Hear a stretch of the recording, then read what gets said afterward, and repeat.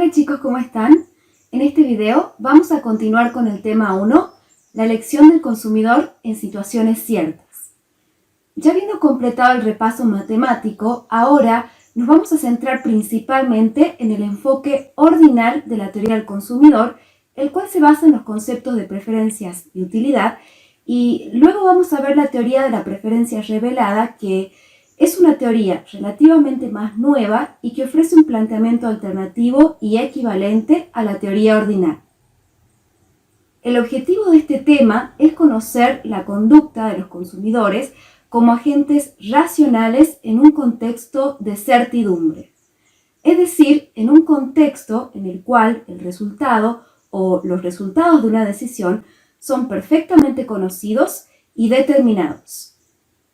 La demanda de mercado, que es una demanda agregada de las individuales, va a reflejar la conducta racional de los consumidores, por lo que es necesario conocer primero cómo los individuos toman sus decisiones. El consumidor se enfrenta a un problema de optimización. Dado el conjunto de todas las combinaciones asequibles que le proporcionan utilidad, va a elegir aquella que más le satisfaga, que mayor utilidad le reporte.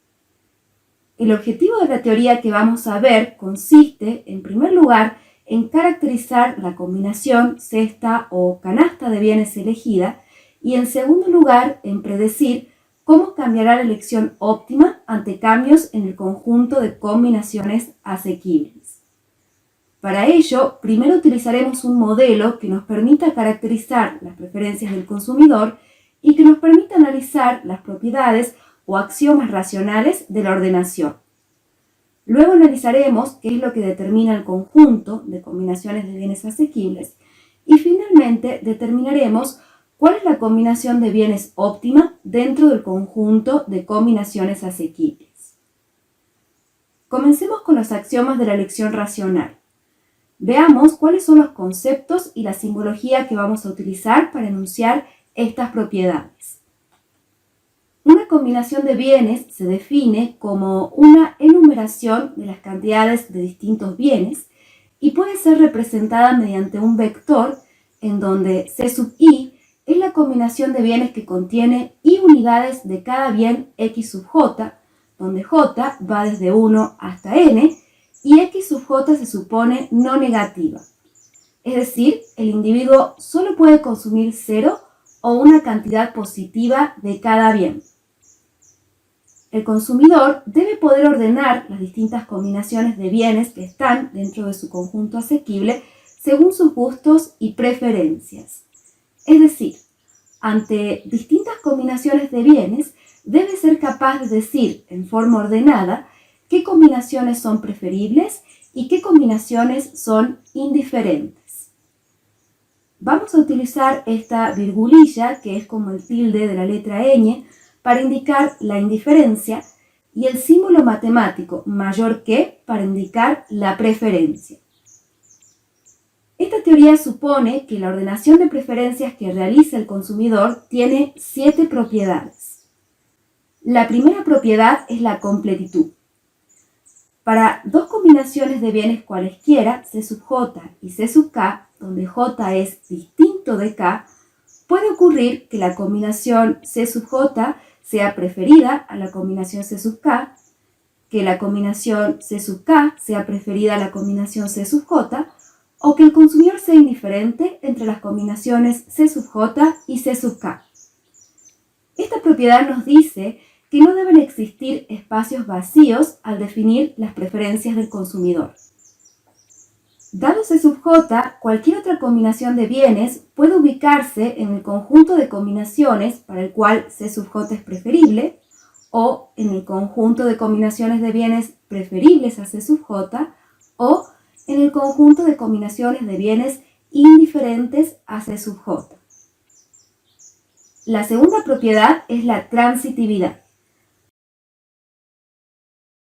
Dadas las combinaciones de bienes C sub 1, C sub 2 y C sub 3 cualesquiera, si C sub 1 es preferible a C sub 2 y si C sub 2 es preferible a C sub 3, entonces C sub 1 debe ser preferible a C sub 3. Este es un un requisito de coherencia del consumidor. Si se cumplen las dos primeras afirmaciones y la tercera no, tendremos que pensar que el consumidor es incoherente. Esto quiere decir que cada combinación de bienes C sub K puede pertenecer solo a uno de los conjuntos definidos en la primera propiedad. El axioma de transitividad implica que los tres conjuntos no tienen intersección, las preferencias no se intersectan. La tercera propiedad es la reflexividad, la cual nos dice que una combinación de bienes es indiferente a sí misma. Esto significa que cada combinación de bienes pertenece al conjunto formado, por lo menos, por ella misma. Es decir, cada combinación de bienes puede ubicarse en un y solo un conjunto de indiferencia. La cuarta propiedad es la no saturación. La combinación C sub J será preferida a la combinación C sub K si C sub J contiene por lo menos más de un bien y no menos de los otros bienes. Cuanto más contenga de un bien, mejor. Es decir, existe una relación entre las cantidades de bienes y su orden en las preferencias del consumidor. Esto implica que los bienes X sub Y son bienes, ninguno es perjudicial y el consumidor nunca se sacia del consumo de bienes. Esta es una hipótesis fuerte, aunque la teoría no se alteraría significativamente si se permite que algunos X sean males y suponiendo saciedad en por lo menos un bien.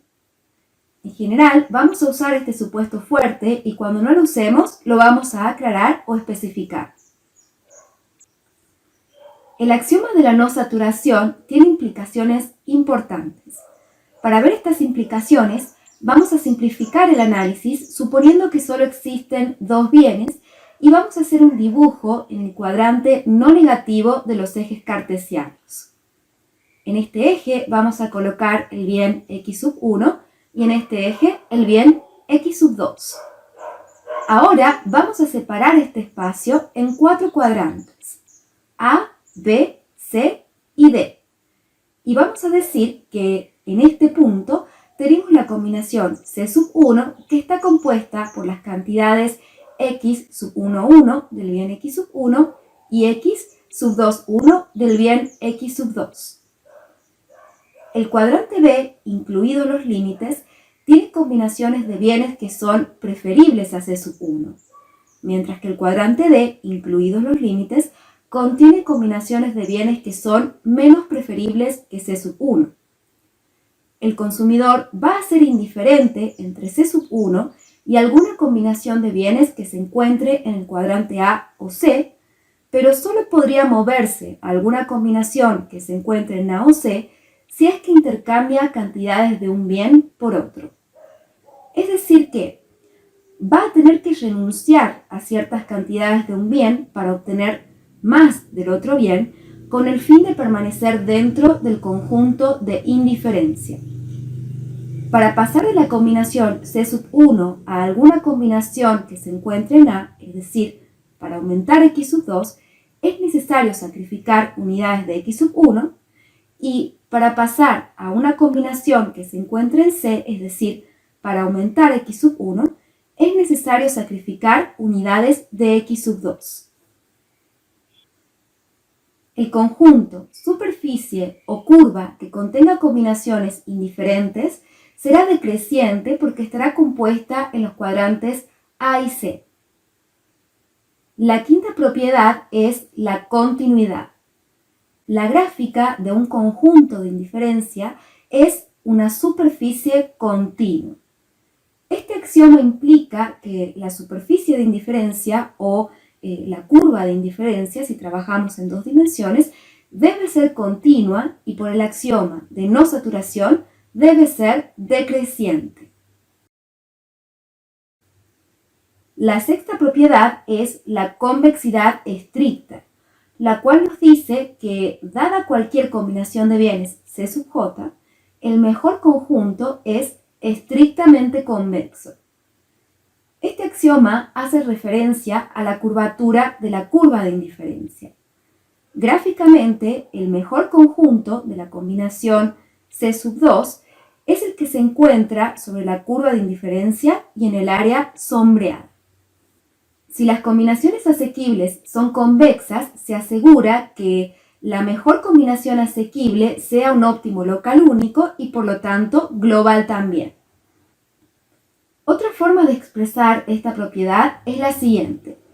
Si tenemos dos combinaciones de bienes, C sub 1 y C sub 2, que son indiferentes entre sí, y trazamos una línea recta entre estos dos puntos, cualquier combinación de bienes que esté sobre la recta, como C sub P, será preferible a C sub 1 y a C sub 2, lo cual implica la convexidad estricta. C sub P es una combinación convexa de C sub 1 y C sub 2 y puede expresarse formalmente como A por C sub 1 más 1 menos A por C sub 2. Es decir, es una mezcla de C sub 1 y C sub 2 donde A es una constante cuyo valor se encuentra entre 0 y 1. Si A es igual a un medio, C sub P se encuentra justo en el punto medio de la recta entre C sub 1 y C sub 2. Se podría postular la convexidad no estricta, es decir, que el mejor conjunto sea convexo, pero no estrictamente convexo, pero esto significaría que estaríamos aceptando tramos rectos en las curvas de indiferencias.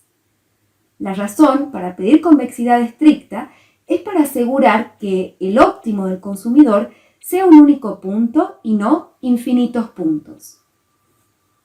Como resultado de estos 6 axiomas o hipótesis, ya podemos decir que la curva de indiferencia es aquella que contiene combinaciones de bienes que le son indiferentes al consumidor.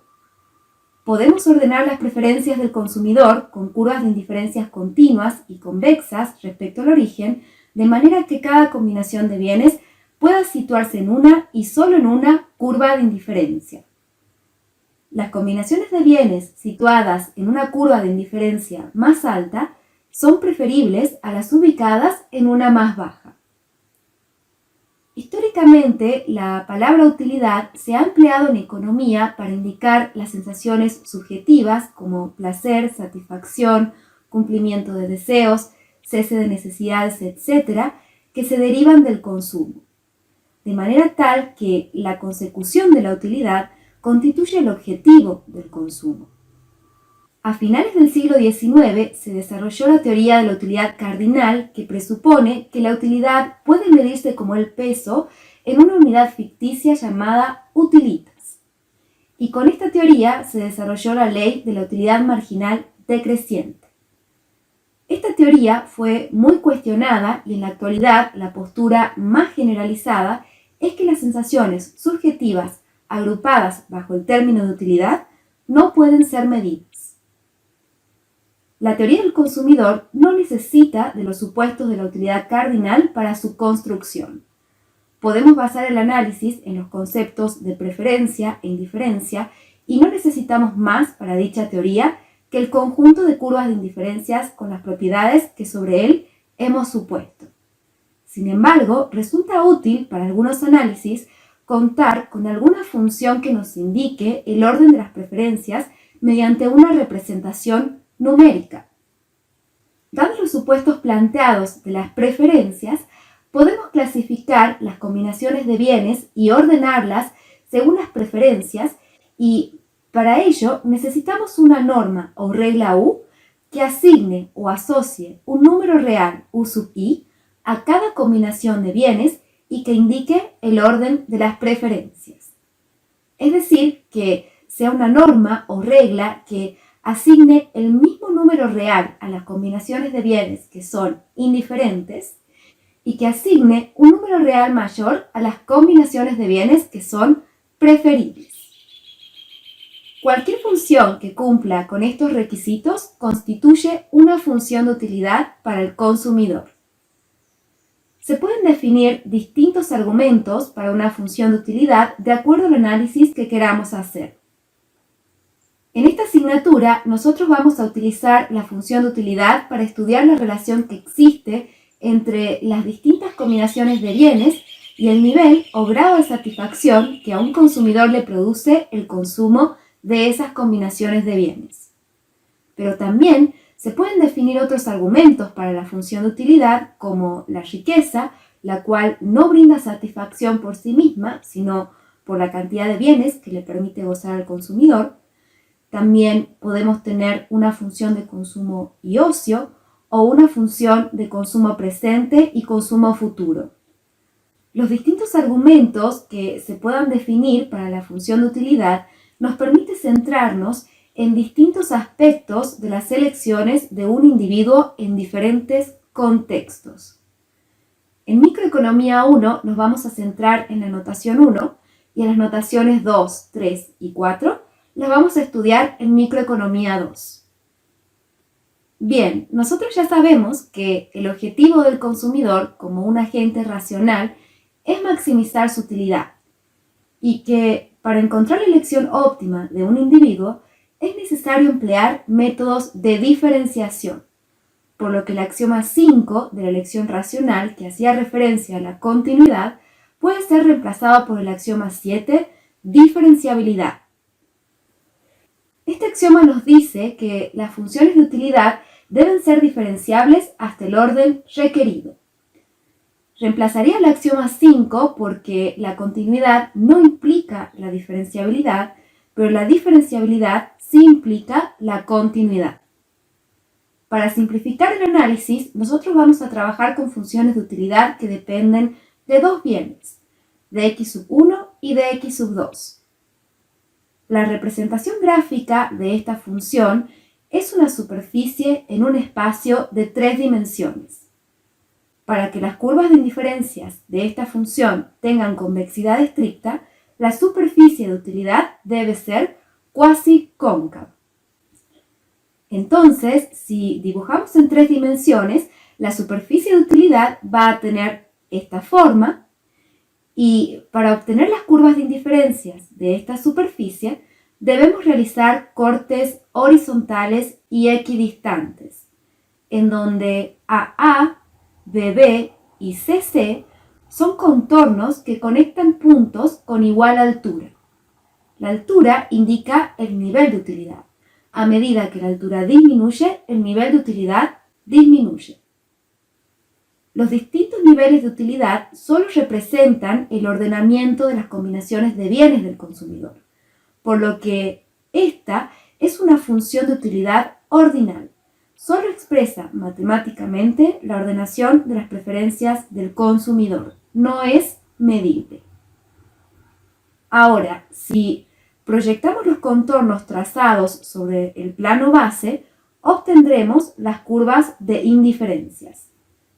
Si reflejamos el corte AA sobre el plano base, obtendremos la curva de indiferencia A'A'.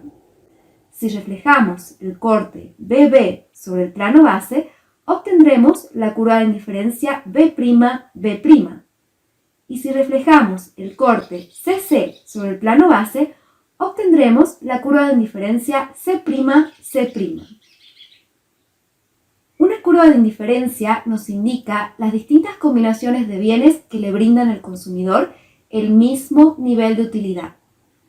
De una función de utilidad cuasi cóncava se obtienen curvas de indiferencias estrictamente convexas. Para obtener cada curva de indiferencia se debe mantener constante U y si las dibujamos en 2 dimensiones tienen esta forma. En base a los axiomas de racionalidad podemos enunciar sus propiedades. Las curvas de indiferencia son decrecientes de izquierda a derecha por el axioma de no saturación, son convexas al origen por el axioma de convexidad estricta, no se intersectan por el axioma de transitividad y por último, una curva más alejada del origen representa un mayor nivel de utilidad por el axioma de no saturación. Podemos tener infinitas curvas de indiferencias. El conjunto de curvas de indiferencias constituye el mapa de indiferencias del consumidor y este mapa resume información de la función y de la superficie de utilidad. Algunos economistas sostienen que en realidad las curvas de indiferencia son circulares y que lo que hacemos es centrar el análisis en una parte de las curvas de indiferencias. Porque fíjense que si dividimos este cuadrante en 4 partes, ¿qué es lo que observamos en cada uno de ellos? Si las curvas de indiferencias son circulares, tenemos que tener en cuenta que el nivel de utilidad aumenta desde afuera hacia adentro. En el cuadrante A, si mantenemos constante la cantidad de x sub 1, ¿qué pasa con el nivel de utilidad a medida que aumenta x sub 2? El nivel de utilidad disminuye, por lo que x sub 2 es un mal. Y si mantenemos constante la cantidad de x sub 2, ¿qué pasa con el nivel de utilidad a medida que aumenta x sub 1? Aumenta, por lo que x sub 1 es un bien. En el cuadrante B, si mantenemos constante la cantidad del bien 1, a medida que aumenta la cantidad del bien 2, el nivel de utilidad disminuye, por lo que x sub 2 es un mal. Mientras que si mantenemos constante la cantidad de x sub 2, a medida que aumenta x sub 1, el nivel de utilidad también disminuye, por lo que x sub 1 también es un mal. En el cuadrante C, si mantenemos constante la cantidad del bien 1, a medida que aumenta la cantidad del bien 2, el nivel de utilidad aumenta, por lo que x sub 2 es un bien. Mientras que si mantenemos constante la cantidad de x sub 2, a medida que aumenta x sub 1, el nivel de utilidad disminuye, por lo que x sub 1 es un mal. Y finalmente, en el cuadrante D, si mantenemos constante la cantidad del bien 1, a medida que aumenta la cantidad del bien 2, el nivel de utilidad aumenta, por lo que x sub 2 es un bien, mientras que si mantenemos constante la cantidad de x sub 2, a medida que aumenta x sub 1, el nivel de utilidad también aumenta, por lo que x sub 1 también es un bien. Entonces, si las curvas de indiferencias son circulares, los axiomas de la racionalidad nos llevarían a trabajar en el cuadrante D porque el axioma de la no saturación excluye a los bienes perjudiciales, excluye a los males. Si las curvas de indiferencias son estrictamente convexas o son circulares, pero limitamos el análisis al cuadrante D, depende de la forma que tenga la función de utilidad. Si la función de utilidad tiene forma de un cono perfecto, como un cono de tráfico, va a tener curvas de indiferencias circulares. Pero hasta el momento yo no conozco ninguna función de utilidad que sea así, lo cual no quiere decir que no exista. Puede que exista, pero yo no soy un especialista en economía matemática, así que no puedo asegurarlo. La mayoría de las funciones cuasi cóncavas que yo conozco tienen esta forma. Fíjense que si la vemos de frente, sí tiene una forma similar a un cono, pero yo voy a ir girando este gráfico para que ustedes tengan una vista lateral de esta superficie. Fíjense que si nosotros realizamos cortes horizontales y equidistantes a esta función, vamos a obtener curvas de indiferencias estrictamente convexas y no circulares. Así que todo depende de la forma que tenga la función. Bueno, veamos el concepto de tasa marginal de sustitución. Por el axioma 7 sabemos que la función de utilidad debe ser diferenciable hasta el orden requerido. Si consideramos los axiomas de racionalidad y la propiedad 1 de las curvas de indiferencias, sabemos que si aumenta la cantidad de un bien, deberá sacrificarse unidades de otro bien de manera que el nivel de utilidad no cambie, es decir, para que el consumidor se mantenga en la misma curva de indiferencia. La tasa marginal de sustitución indica cómo el consumidor intercambia unidades de un bien por unidades de otro bien de manera tal que se mantenga en el mismo nivel de utilidad constante. ¿Cómo la obtenemos? Dada una función de utilidad, si fijamos el valor de u en u sub 0, obtendremos la curva de indiferencia de nivel de utilidad u sub 0, la cual nos muestra las distintas combinaciones de x sub 1 y x sub 2 que le brindan al consumidor el mismo nivel de utilidad. Ahora, si tomamos el diferencial total de u sub 0, Este va a ser igual a 0 porque estamos manteniendo constante el nivel de utilidad. Y teniendo en cuenta esta expresión, también va a ser igual a cómo cambia la utilidad cuando solo cambia x1 por el cambio en x1, más cómo cambia la utilidad cuando solo cambia x2 por el cambio en x2. Esto que tenemos aquí es la derivada parcial de la utilidad con respecto al bien 1. Es un cambio parcial porque x2 permanece constante. Y esto no es otra cosa que la utilidad marginal de x1, a la cual también podemos simbolizar como u1. Esto que tenemos aquí es la derivada parcial de la utilidad con respecto al bien 2. Es un cambio parcial porque x1 permanece constante y esto no es otra cosa que la utilidad marginal de x2, a la cual también podemos simbolizar como u2.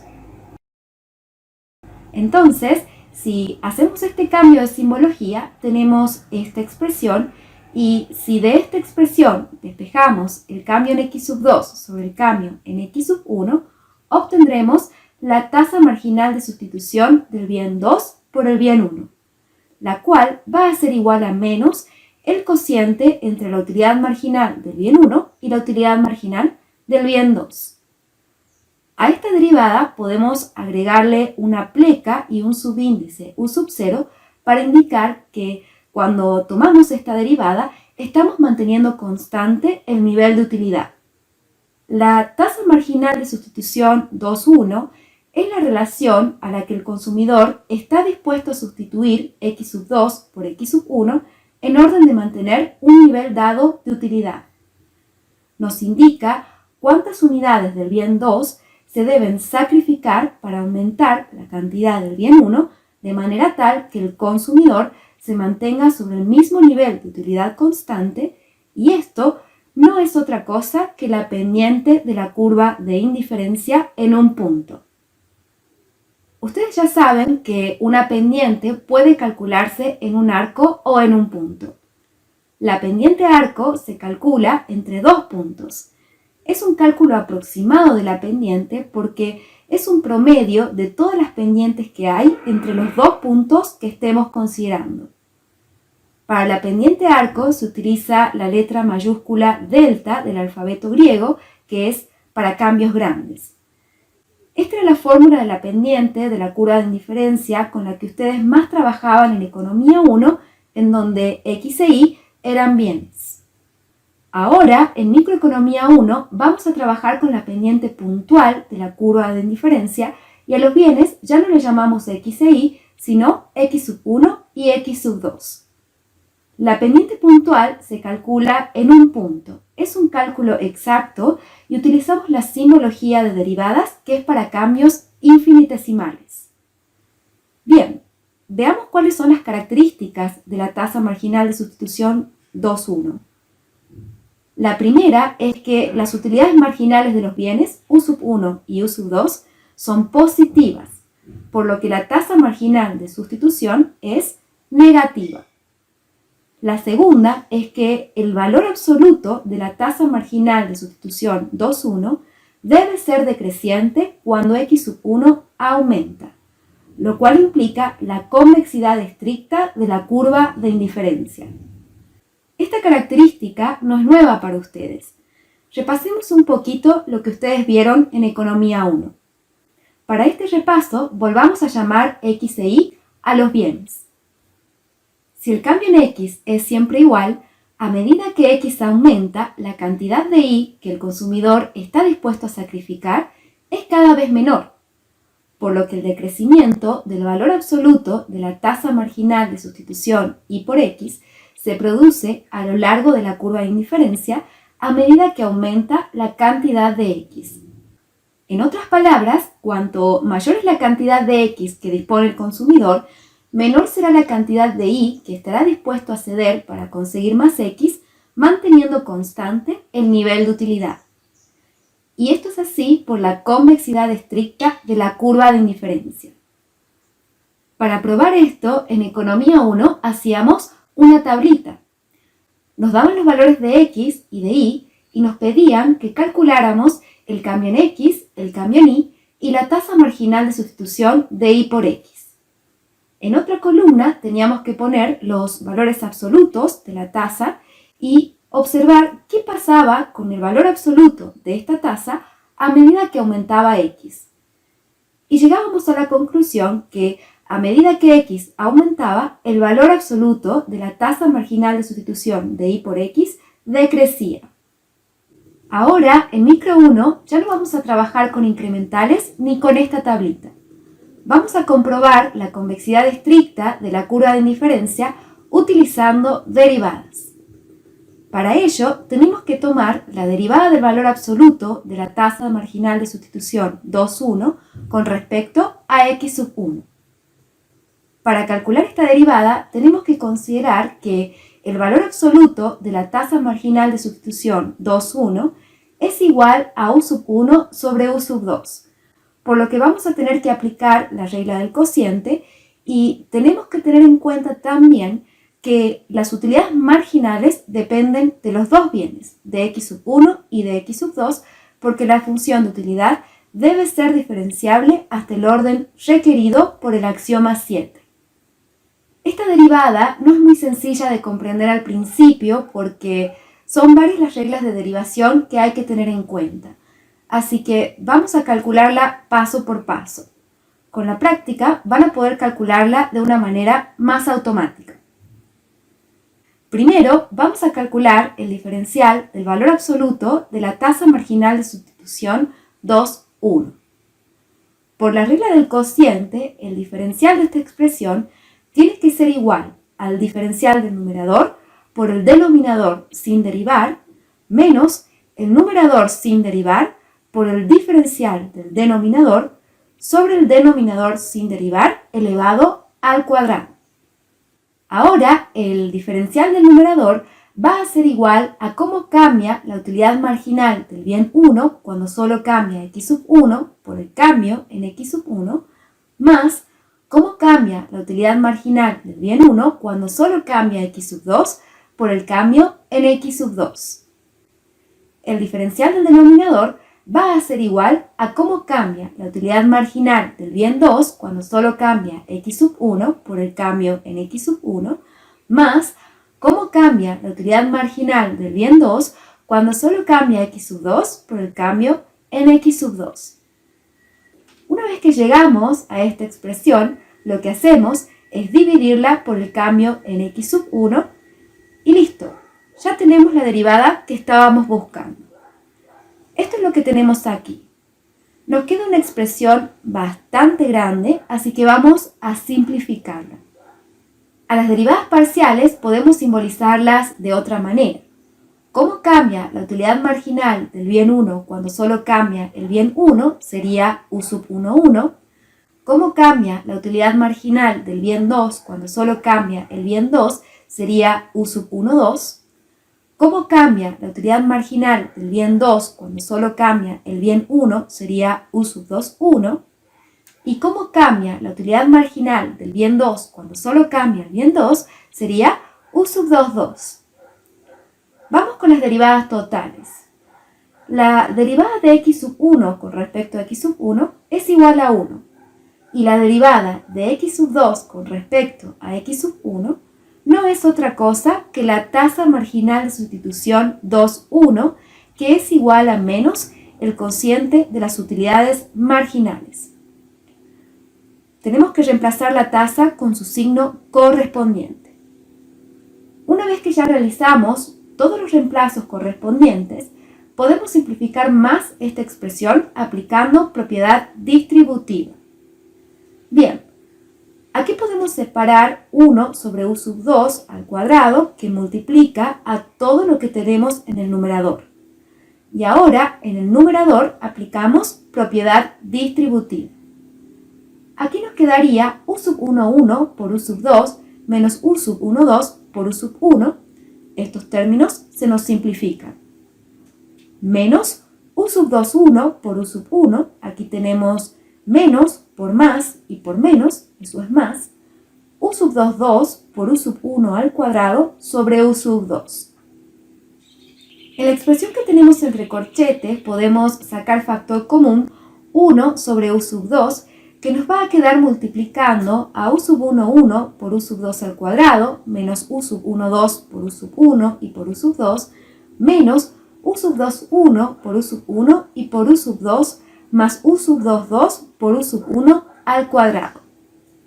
Entonces, si multiplicamos u sub 2 al cuadrado por u sub 2, nos queda 1 sobre u sub 2 al cubo, y por el teorema de Young sabemos que u sub 1, 2 es igual a u sub 2, 1, por lo que estos dos términos son iguales y podemos sumarlos. De esta manera ya simplificamos esta expresión y ahora tenemos que analizar el símil. La característica 2 nos decía que el valor absoluto de la tasa marginal de sustitución 2,1 debe ser decreciente cuando x1 aumenta, por lo que esta derivada tiene que ser menor que 0.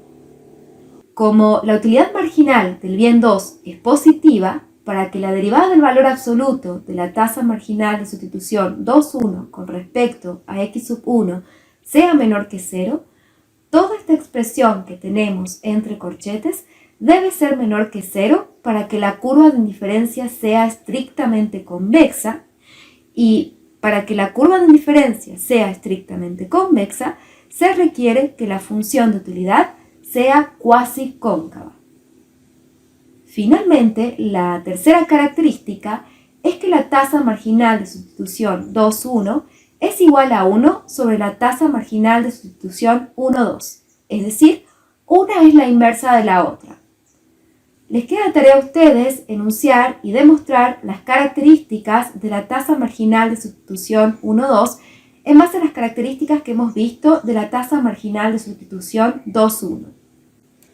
Veamos el concepto de combinaciones asequibles. En esta teoría se supone que el consumidor tiene un ingreso monetario dado, al cual vamos a simbolizar con la letra M. También se supone que el consumidor es tomador de precios, por lo que P sub 1, el precio por unidad del bien 1, y P sub 2, el precio por unidad del bien 2, están dados. Además, tenemos que el consumidor no puede consumir cantidades negativas de los bienes. X sub 1 y X sub 2 son mayores o iguales que 0. Si se cumplen estos tres supuestos, el conjunto asequible, en el caso de dos bienes, será aquel que satisfaga esta desigualdad. El gasto que el consumidor realiza para adquirir el bien 1 y el bien 2 debe ser menor o igual que su ingreso. No puede gastar más que lo que su ingreso le permite. El límite superior del conjunto asequible sería cuando el consumidor gaste todo su ingreso para adquirir los bienes que integran sus preferencias. Es decir, cuando el gasto en los bienes X sub 1 y X sub 2 sea igual a su ingreso. Y si de esta igualdad despejamos X sub 2 en función de X sub 1, obtendremos lo que se conoce como recta de balance, recta de presupuesto, restricción presupuestaria, presupuesto de compras o recta de oportunidades. Tiene muchos nombres. La recta de presupuesto nos indica la cantidad de X sub 2 que podrá comprar el consumidor una vez que decidió qué cantidad de X sub 1 adquirirá y viceversa. Gráficamente, la recta de balance es una línea recta y el conjunto asequible está conformado por todas las combinaciones de bienes que se encuentran sobre la recta de balance y en el área sombreada.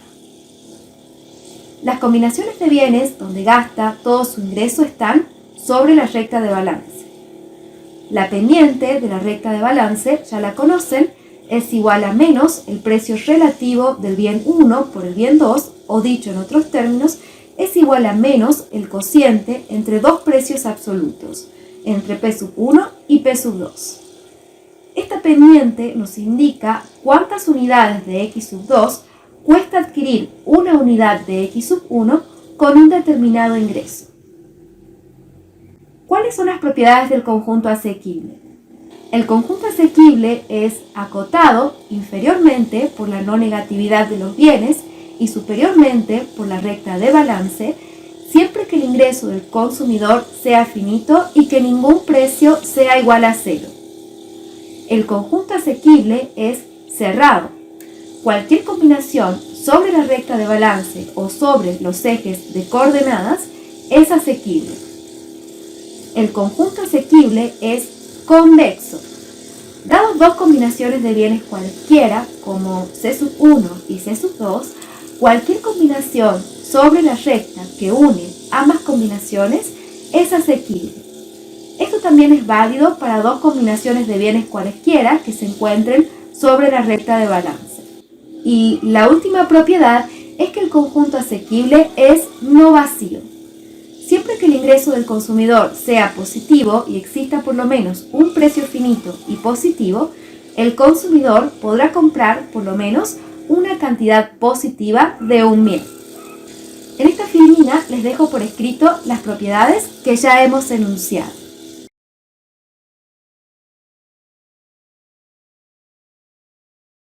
Continuemos. ¿Cuáles son los movimientos de la recta de balance? Esto también ya lo conocen de Economía 1. Si el precio del bien 1 disminuye, manteniéndose constantes el ingreso del consumidor y el precio del bien 2, la recta de balance pivotea sobre este punto y se mueve en sentido contrario a las agujas del reloj, aumentando las combinaciones asequibles del consumidor. El consumidor va a poder comprar más de los dos bienes. Si el precio del bien 2 disminuye, manteniéndose constantes el ingreso del consumidor y el precio del bien 1, la recta de balance pivotea sobre este punto y se mueve en el mismo sentido que las agujas del reloj, aumentando las combinaciones asequibles del consumidor. Si el ingreso del consumidor aumenta, manteniéndose constantes el precio del bien 1 y el precio del bien 2, la recta de balance se traslada en forma paralela, aumentando las combinaciones asequibles del consumidor. Y finalmente, si el ingreso del consumidor, el precio del bien 1 y el precio del bien 2 cambian en la misma proporción gamma, la recta de balance no se modifica. Bueno, ahora vamos a ver y analizar distintas formas particulares que pueden adoptar las funciones de utilidad.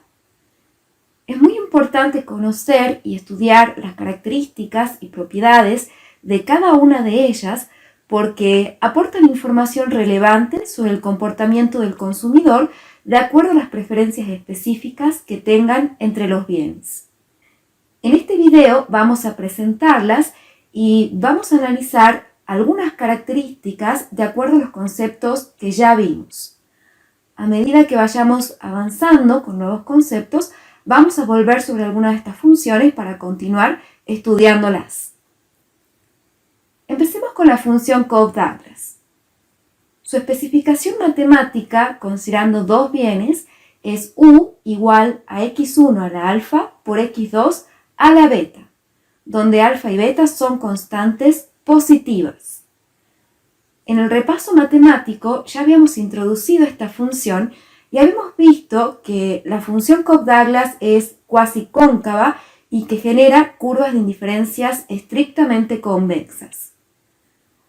Para obtener la expresión matemática de sus curvas de indiferencias, fijamos el nivel de utilidad en U sub k y despejamos x2 en función de x1, con lo cual tenemos que x2 es igual a U sub k sobre x1 a la alfa elevado a la 1 sobre beta, donde k es un número real que puede ir desde 0 hasta n. Esta sería una generalización para n curvas de indiferencias. La utilidad marginal del bien 1, que no es más que la derivada parcial de la función de utilidad con respecto a x1, va a ser igual a alfa por x1 a la alfa menos 1 por x2 a la beta, mientras que la utilidad marginal del bien 2, que es la derivada parcial de la función de utilidad con respecto a x2, va a ser igual a beta por x1 a la alfa por x1 a la beta menos 1. A partir de estas utilidades marginales, podemos calcular la pendiente de una curva de indiferencia. Podemos obtener la tasa marginal de sustitución 1, 2 si la calculamos en este sentido, es decir, a medida que aumenta el bien 2, o podemos obtener la tasa marginal de sustitución 2,1 si la calculamos en este sentido a medida que aumenta x sub 1. Calculemos la tasa marginal de sustitución 1,2. Esta sería igual a menos u sub 2 sobre u sub 1. Por lo que lo único que tendríamos que hacer es reemplazar las utilidades marginales que ya hemos obtenido y ahora simplificamos esta expresión. Menos beta sobre alfa nos queda como está y sumamos los exponentes de x sub 1. X sub 1 nos quedaría elevado a la alfa menos alfa más 1. Los alfas se nos simplifican y nos queda x sub 1 elevado a la 1, por lo que x sub 1 nos queda en el numerador. Vamos con los exponentes de x sub 2. X sub 2 nos quedaría elevado a la beta menos 1 menos beta. Simplificamos los beta y nos queda x sub 2 elevado a la menos 1, por lo que x sub 2 nos queda en el denominador. Entonces, en valor absoluto, la tasa marginal de sustitución 1,2 nos queda igual a beta por x sub 1 sobre alfa por x sub 2. Ahora derivemos el valor absoluto de esta tasa con respecto a x sub 2. Presten mucha atención a los subíndices de la tasa. 1,2. Esta tasa se calcula a medida que aumenta x sub 2, por lo que tenemos que derivar el valor absoluto de la misma con respecto a x sub 2.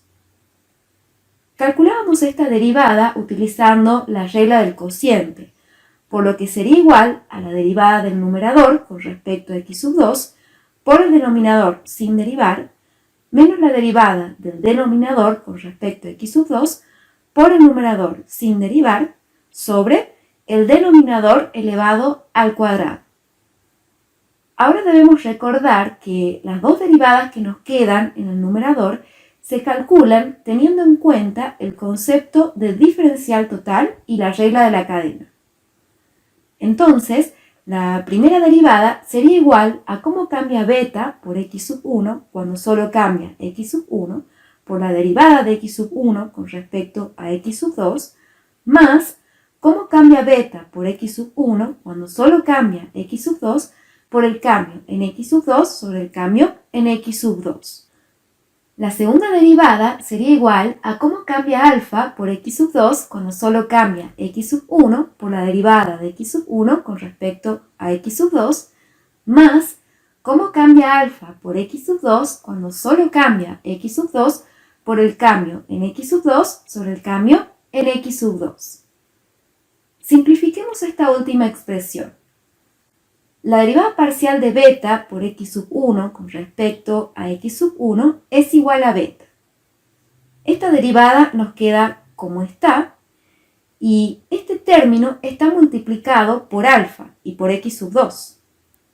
Este término nos da igual a 0 porque la derivada parcial de beta por x sub 1 con respecto a x sub 2 es igual a 0, ya que para tomar esta derivada se mantiene constante x sub 1. Vamos con el siguiente término del numerador. Aquí tenemos un menos. Todo esto es igual a 0 porque la derivada parcial de alfa por x sub 2 con respecto a x sub 1 es igual a 0, ya que para tomar esta derivada se mantiene constante x sub 2, más la derivada parcial de alfa por x sub 2 con respecto a x sub 2 es igual a alfa, el cambio en x sub 2 sobre el cambio en x sub 2 es igual a 1, y aquí tenemos beta por x sub 1. Entonces, aquí nos queda igual a menos alfa por beta por x sub 1. En el denominador nos queda alfa elevado al cuadrado por x sub 2 elevado al cuadrado. Esta derivada no es otra cosa que la tasa marginal de sustitución 1,2 con su signo, que es igual a menos beta por x sub 1 sobre alfa por x sub 2. Aquí podemos eliminar el alfa por x sub 2, por lo que esta parte nos quedaría menos beta al cuadrado por x sub 1 y el resto nos queda como estaba. Finalmente, podemos sacar factor común menos beta por x sub 1, que nos va a quedar multiplicando a la suma de los exponentes de la función Cobb-Douglas sobre alfa al cuadrado por x sub 2 al cuadrado. X sub 1 y x sub 2 son bienes por lo que son no negativos, y alfa y beta son positivos, por lo que con este signo menos tenemos que la derivada del valor absoluto de la tasa marginal de sustitución 1, 2 con respecto a x sub 2 es menor que 0, lo cual significa que las curvas de indiferencias de la función Cobb-Douglas son estrictamente convexas independientemente de si alfa más beta es menor, igual o mayor que 1. Con esto demostramos matemáticamente lo que vimos en el repaso matemático cuando analizamos gráficamente la superficie de la función Cobb-Douglas considerando estos tres casos. Aquí ya tenemos los cálculos que hemos realizado resumidos. Les queda de tarea calcular la tasa marginal de sustitución 2,1 y derivar el valor absoluto de esta tasa con respecto a x sub 1, así practican. Bien, ahora veamos la función de utilidad que describe las preferencias entre bienes que son sustitutos perfectos. La fórmula general para dos bienes es u igual a alfa por x sub 1 más beta por x sub 2, donde alfa y beta son constantes positivas. Esta función de utilidad genera curvas de indiferencias lineales, y podemos ver que esto es así si fijamos el nivel de utilidad en u sub k y despejamos x sub 2 en función de x sub 1, con lo cual obtendríamos la especificación matemática de una curva de indiferencia de nivel u sub k, la cual claramente es una ecuación de una línea recta. La naturaleza lineal de las curvas de indiferencias da lugar al término sustitutos perfectos para describir la relación que existe entre los bienes 1 y 2. Si calculamos las utilidades marginales de los bienes, u sub 1 nos da igual a alfa, u sub 2 es igual a beta, y si las reemplazamos en las fórmulas de la tasa marginal de sustitución 1, 2, podemos observar que esta tasa es igual a menos beta sobre alfa. Esta tasa es constante a lo largo de una curva de indiferencia. Una persona con estas preferencias estaría dispuesta a renunciar a la misma cantidad de x sub 1 para conseguir una unidad más de x sub 2 independientemente de la cantidad que esté consumiendo de x sub 2. Una situación así podría describir la relación entre la margarina y la manteca, o entre el azúcar y el edulcorante, o la relación que existe entre las distintas marcas de un bien, como la Coca-Cola y la Pepsi. Ahora, si derivamos el valor absoluto de esta tasa con respecto a x sub 2, eso sería igual a la derivada del numerador, es decir, a la derivada de beta con respecto a x sub 2, que es igual a 0, por el denominador, que es alfa sin derivar, menos la derivada del denominador, alfa, con respecto a x sub 2, que es igual a 0, por el numerador beta sin derivar, y todo esto sobre el denominador al cuadrado. Claramente esta expresión es igual a 0 y esto nos indica que la tasa marginal de sustitución 1, 2 no es decreciente a medida que aumenta x sub 2, por lo que las curvas de indiferencias son convexas pero no estrictamente convexas. Las curvas de indiferencias son lineales. Aquí de nuevo tienen como tarea hacer los cálculos y la interpretación correspondientes con respecto a la tasa marginal de sustitución 2,1. Para ello, no se olviden de tener en cuenta los subíndices, porque eso les indica cómo es el cálculo y la interpretación que se debe realizar. Por ejemplo, en la tasa marginal de sustitución 1,2, el primer subíndice indica que tenemos que calcular la derivada de x sub 1 y el segundo subíndice que tenemos que tomar la derivada de x sub 1 con respecto a x sub 2, es decir, a medida que aumenta x sub 2.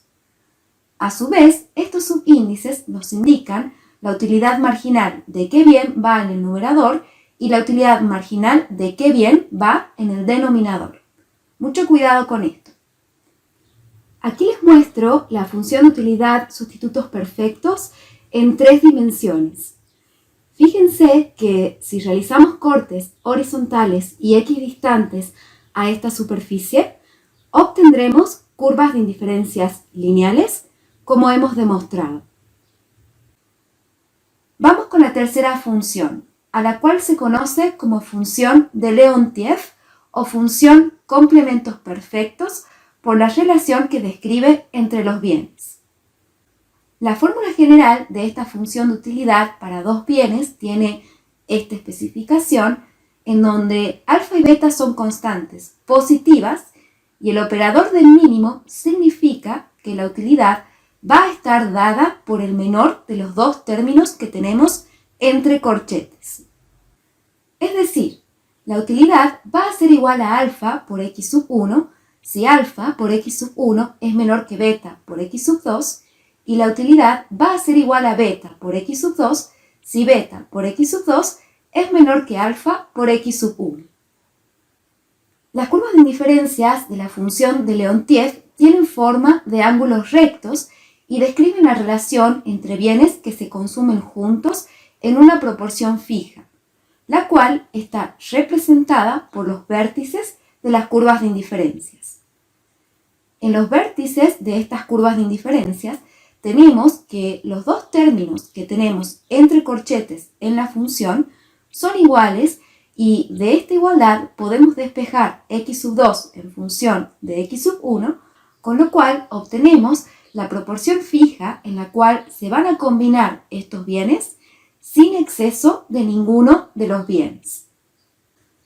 La función de Leontief describe las preferencias entre bienes que son complementos perfectos, como el café y el azúcar, o el queso crema y la mermelada, o el Fernet y la Coca-Cola. A esta función la voy a explicar con un poco más de detalle que las anteriores porque seguramente para la mayoría de ustedes es la primera vez que ven una función de este estilo que tiene un operador de mínimo. Decíamos que una persona que tiene estas preferencias siempre combina los bienes en una proporción fija. Por ejemplo, a mí me gusta tomar una taza de café con 3 cucharadas de azúcar. Pero si después de tomarme la primera taza me ofrecen una segunda taza de café sin azúcar, esto no va a aumentar mi utilidad. Para que mi utilidad aumente, tendría que tomarme la segunda taza de café con otras 3 cucharadas de azúcar. La proporción para mí siempre tendría que ser de una taza de café con 3 cucharadas de azúcar. Veamos esto más formalmente. Si la función de utilidad que describe mis preferencias entre el café y el azúcar está representada por u igual al mínimo entre 3 por x sub 1 y x sub 2, donde x sub 1 serían las tazas de café por día y x sub 2 las cucharadas de azúcar por día, esta función nos dice que la relación proporcional fija entre estos dos bienes es x sub 2 igual a 3 por x sub 1. Entonces, cuando consumo una taza de café, la combino con 3 cucharadas de azúcar. Si consumo esta combinación, ¿cuál sería el nivel de utilidad que obtendría? Para responder esta pregunta, fijamos el nivel de utilidad en un sub 0 y reemplazamos las cantidades correspondientes de los bienes en la función de utilidad, con lo cual obtendríamos que u sub 0 es igual al mínimo número entre 3 y 3, por lo que u sub 0 es igual a 3 y me encontraría ubicada en el vértice de esta curva de indiferencia. Ahora, si me ofrecen 2 tazas de café, pero no más de 3 cucharadas de azúcar, mi nivel de utilidad va a seguir siendo el mismo, porque sería igual al mínimo entre 3 por 3, que es 6, y 3. Y el menor número entre 6 y 3 es 3. Es decir, estaría ubicada en otro punto distinto al inicial, pero sobre la misma curva de indiferencia. Mi utilidad no aumenta cuando solo aumenta x sub 1, manteniéndose constante x sub 2. Si me ofrecen 2 tazas de café para que mi nivel de utilidad pueda aumentar, tengo que poder combinar el azúcar y el café en esta proporción, en la proporción que a mí me gusta. Por lo que con 2 tazas de café necesitaría 6 cucharadas de azúcar. Si consumo esta última combinación de bienes, mi nivel de utilidad aumentará, porque ahora U sub 1 va a ser igual al mínimo entre 3 por 2, que es 6, y 6. Y el mínimo número entre 6 y 6 es 6. Con lo cual me ubicaría en el vértice de una curva de indiferencia de nivel superior. Entonces, solo se puede aumentar el nivel de utilidad cuando la cantidad de ambos bienes aumente de acuerdo a esta proporción fija, de acuerdo a la proporción a la cual al consumidor le gusta combinar los bienes. ¿Cuál será la especificación matemática de una curva de indiferencia de la función de Leontief? Para responder esta pregunta, fijemos el nivel de utilidad en U sub 0. Esta expresión nos dice que U sub 0 va a ser igual al menor de los términos que tenemos entre corchetes. Si alfa por x sub 1 es igual a beta por x sub 2, U sub 0 va a ser igual a alfa por x sub 1 y a su vez va a ser igual a beta por x sub 2, lo cual significa que los bienes se combinan en proporciones fijas sin exceso de ninguno de ellos. Y esta ecuación define una línea recta que parte del origen por la cual van a pasar los vértices de todas las curvas de indiferencias de la función de Leontief. Si alfa por x sub 1 es menor que beta por x sub 2, U sub 0 va a ser igual a alfa por x sub 1, por lo que x sub 1 va a ser igual a U sub 0 sobre alfa. Como U sub 0 y alfa son constantes, x sub 1 es un valor constante y esto define el tramo vertical de la curva de indiferencia de nivel U sub 0. Si beta por x sub 2 es menor que alfa por x sub 1, U sub 0 va a ser igual a beta por x sub 2, por lo que x sub 2 va a ser igual a U sub 0 sobre beta. Como U sub 0 y beta son constantes, x sub 2 es un valor constante y esto define el tramo horizontal de la curva de indiferencia de nivel U sub 0. Entonces, podemos especificar matemáticamente una curva de indiferencia de esta forma por tramos. Cuando las curvas de indiferencias tienen forma de ángulos rectos, la tasa marginal de sustitución 2 por 1 en los puntos más observables no está definida o no existe porque no hay sustitución entre los bienes. Los bienes no se sustituyen, sino que se combinan en proporciones fijas. Vamos a probar esto. Para ello, primero, vamos a calcular la pendiente arco de una curva de indiferencia considerando ciertos tramos. Al tramo horizontal de la curva de indiferencia le vamos a llamar A, al tramo vertical le vamos a llamar B y al vértice C. En el tramo A podemos observar que a medida que aumenta la cantidad del bien x sub 1 de un punto a otro, la cantidad del bien x sub 2 no cambia, permanece constante, por lo que la tasa marginal de sustitución 2 por 1, que es igual a cómo cambia x sub 2 cuando cambia x sub 1, va a ser igual a 0 sobre el cambio en x sub 1 y esto es igual a 0. En el tramo B, a medida que la cantidad del bien x sub 2 cambia de un punto a otro, la cantidad del bien x sub 1 no cambia, permanece constante, por lo que la tasa marginal de sustitución 2,1 va a ser igual al cambio en x sub 2 sobre 0. Y como la curva de indiferencia es convexa, pero no estrictamente convexa, tiene pendiente negativa, por lo que el cambio en x sub 2 sobre 0 es igual a menos infinito. Finalmente, en el vértice C, tanto x sub 1 como x sub 2 son constantes, por lo que la tasa marginal de sustitución 2,1 es igual a 0 sobre 0, que es una indeterminación, por lo que la tasa no está definida. Podemos obtener resultados muy similares calculando la pendiente puntual de la curva de indiferencia.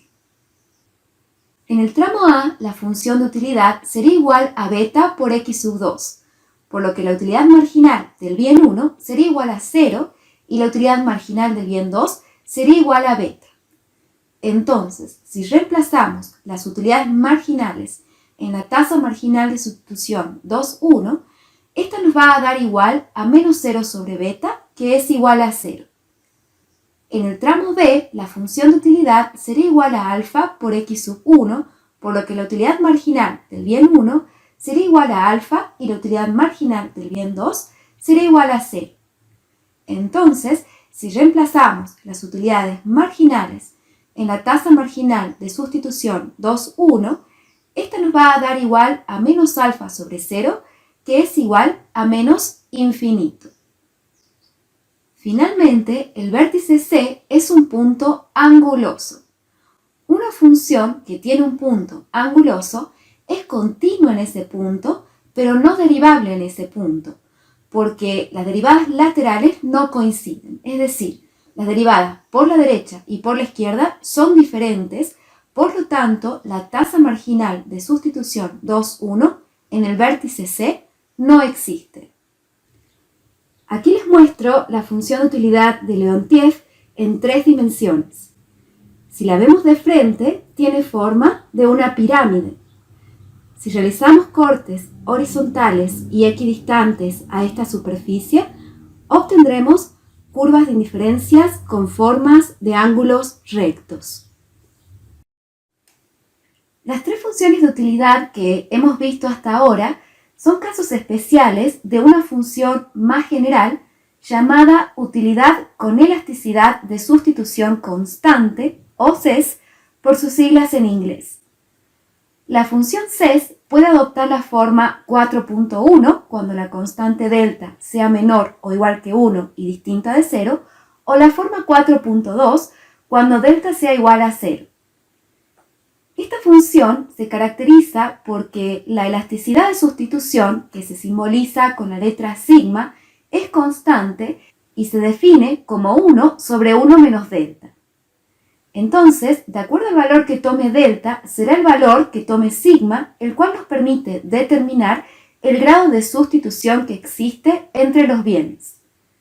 Si delta es igual a menos infinito, la elasticidad de sustitución será igual a 0, lo cual significa que no existe sustitución entre los bienes. Este es el caso de la función de Leontief o de los complementos perfectos. Si delta se encuentra entre menos infinito y 0, la elasticidad de sustitución va a estar entre 0 y 1, lo cual significa que existe poca sustitución entre los bienes. Si delta es igual a 0, sigma es igual a 1, lo cual significa que existe sustitución entre los bienes. Este es el caso de la función Cobb-Douglas. Si delta se encuentra entre 0 y 1, la elasticidad de sustitución va a estar entre 1 e infinito, lo cual significa que existe una gran sustitución entre los bienes.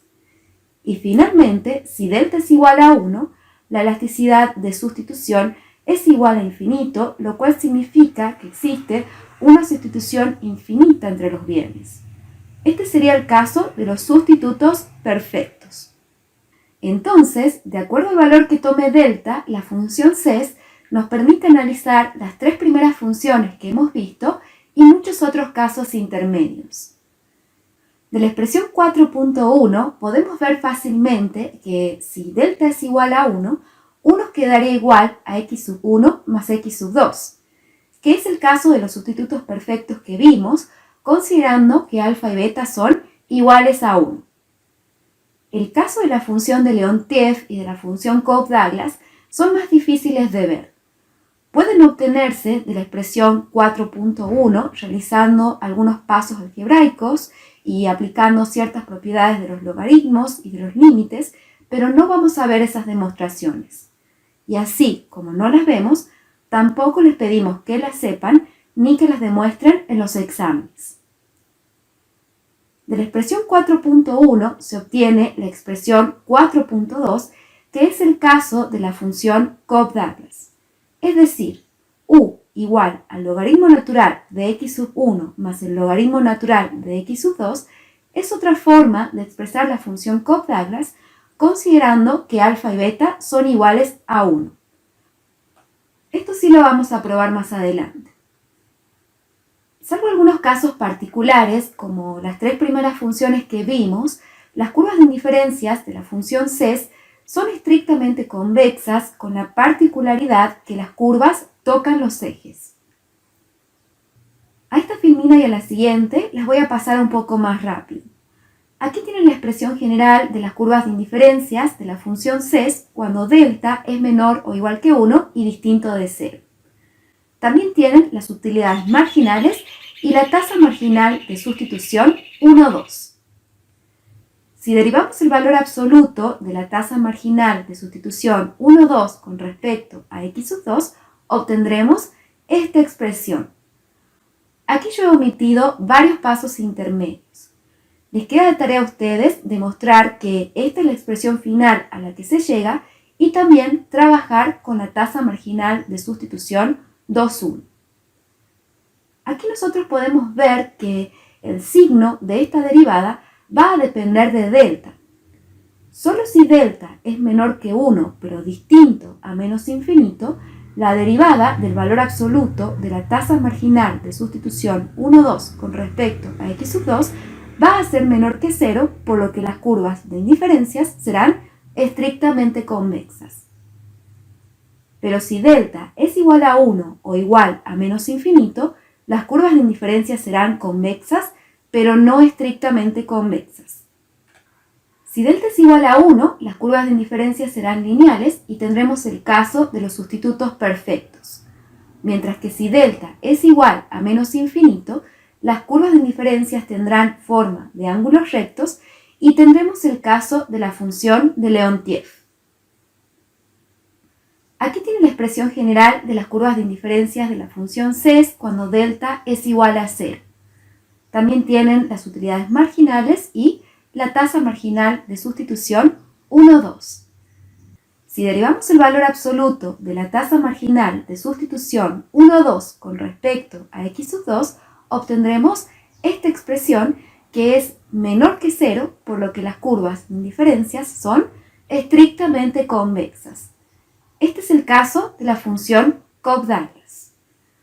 De nuevo, aquí tienen de tarea demostrar los resultados finales que tenemos en esta filmina y trabajar con la tasa marginal de sustitución 2, 1.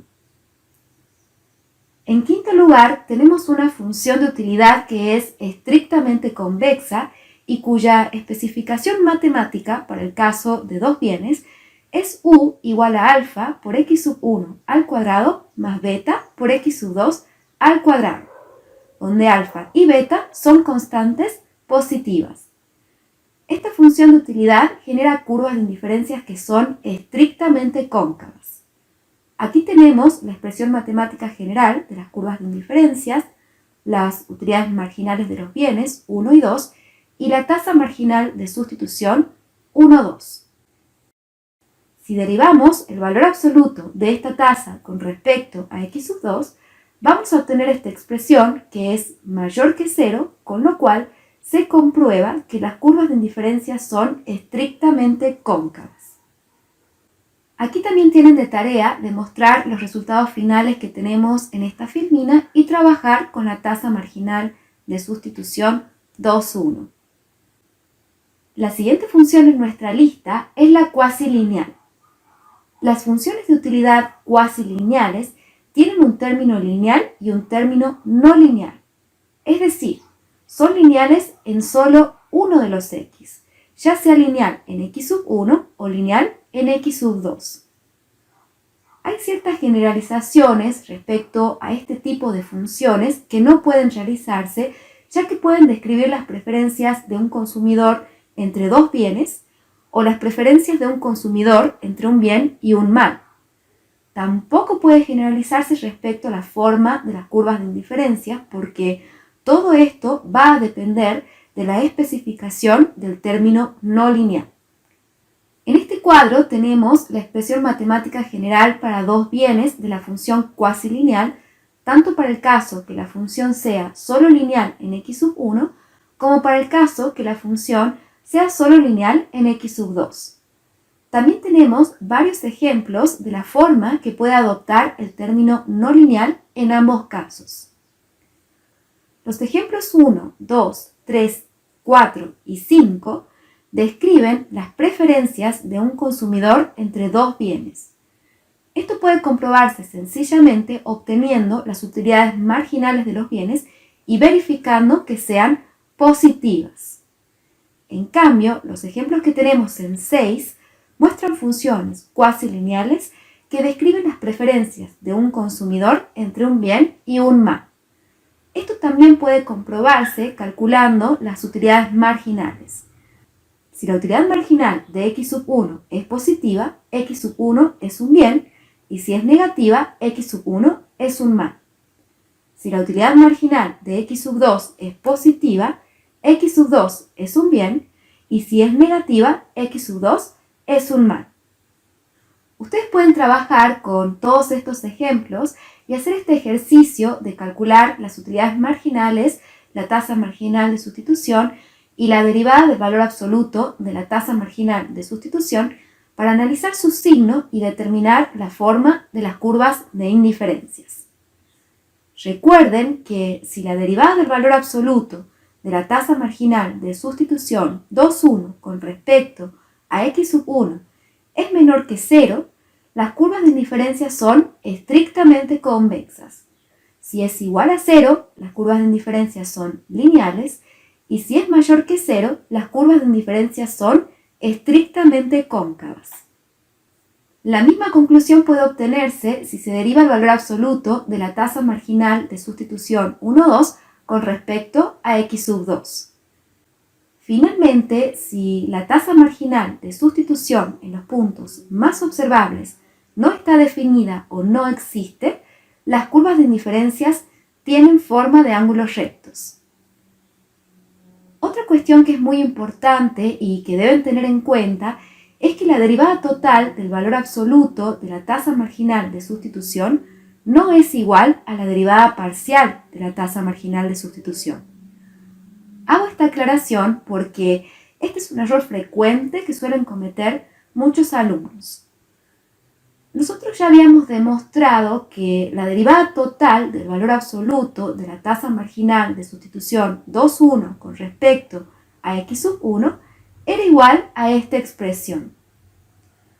Si ahora calculamos la derivada parcial del valor absoluto de la tasa marginal de sustitución 2,1 con respecto a x sub 1, esta nos daría igual a la derivada parcial del numerador con respecto a x sub 1 por el denominador sin derivar, menos la derivada parcial del denominador con respecto a x sub 1 por el numerador sin derivar sobre el denominador al cuadrado.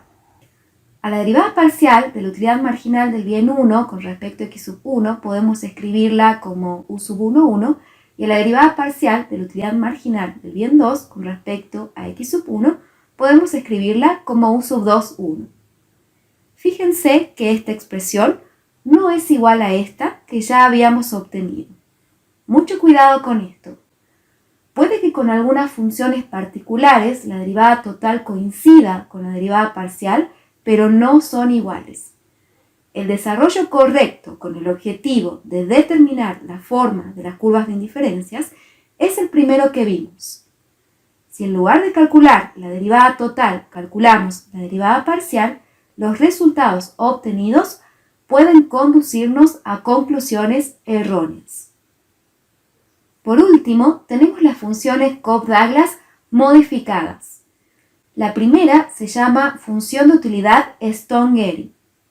La especificación matemática de esta función para dos bienes es u igual a x sub 1 menos x sub 1s elevado a la alfa por x sub 2 menos x sub 2s elevado a la beta, donde alfa y beta son constantes positivas y x sub 1s y x sub 2s son las cantidades mínimas de subsistencia del bien 1 y del bien 2 respectivamente. La función Stone-Getty contempla que el consumidor debe consumir cantidades mínimas de ambos bienes para subsistir. Si no lo hace, no subsiste. Esta función es útil para describir la situación de personas que padecen algún problema de salud y necesitan consumir algún medicamento o llevar alguna dieta especial, por lo cual necesitan consumir cantidades mínimas de ciertos bienes. También puede describir el caso de personas que realizan mucha actividad física y necesitan consumir una cierta cantidad de líquidos para evitar la deshidratación o ciertas frutas, verduras, cereales o alimentos específicos que les permita compensar el desgaste físico. En este modelo, el ingreso del consumidor tiene un concepto diferente al que se considera para todas las otras funciones de utilidad que vimos anteriormente. Podemos simbolizarlo como M estrellita para diferenciarlo y este ingreso se denomina ingreso supernumerario, que es como un símil a un ingreso disponible. Es el ingreso que dispone el consumidor para gastar en los bienes X sub 1 y X sub 2, pero luego de haber comprado las cantidades mínimas de subsistencia. De esta expresión podemos sacar factor común P sub 1 y P sub 2 y podemos especificarlo de esta otra manera. En la segunda función Cobb-Douglas modificada se supone que el consumidor dispone de dotaciones iniciales de los bienes que forman parte de sus preferencias y que el consumidor puede vender estas dotaciones a los precios por unidad del mercado, con lo cual genera su propio ingreso. En este modelo, el ingreso no es considerado como una variable exógena, como en los casos anteriores, sino como una variable endógena. Es decir, el ingreso no es un dato conocido con antelación, sino que es un dato que se determina dentro del modelo. El ingreso del consumidor es igual al valor de la dotación, en donde el valor de la dotación es igual a la sumatoria de las dotaciones iniciales que el consumidor tiene de los bienes, ponderadas por sus correspondientes precios por unidad. El consumidor vende estas dotaciones iniciales en el mercado y con esa venta genera su propio ingreso. Genera el ingreso que va a disponer para la compra de los bienes que forman parte de sus preferencias.